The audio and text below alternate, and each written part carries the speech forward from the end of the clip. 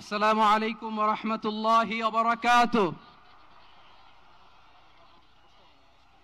আমাকে আজকের এই জনসমুদ্রকে শান্ত করার জন্য বলা হয়েছে। আমি জানি না আপনারা কি শান্ত হবেন না অশান্ত হয়ে যাবেন। প্রিয় সুধী, মার্চ করতে যে লাথি গুতা ঠেলা উষ্টা সব আমরা খেয়েছি, তারপরেও আজকের এই সোহরাওয়ার্দী উদ্যানের এই গণজামায়াতে, এই জনতার মহাসমুদ্রে উপস্থিত হয়ে আমরা বুঝতে পেরেছি আজকের এই মহাসমুদ্র, জনসমুদ্র ফিলিস্তিনের প্রতি, আল আকসার প্রতি বাংলাদেশের জনগণের ভালোবাসার বহিঃপ্রকাশ।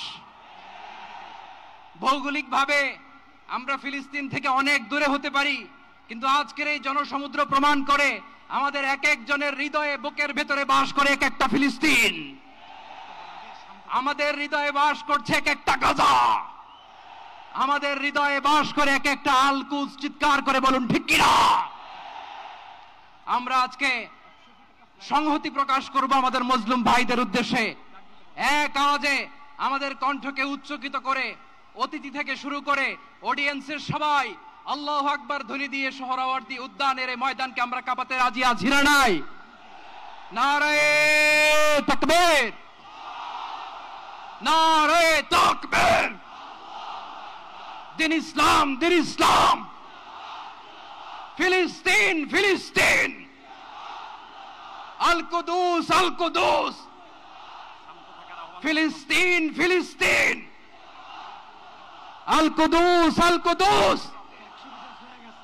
আমার ভাই শহীদ কেন? জাতিসংঘ জবাব চায়। গাজায় গণহত্যা কেন?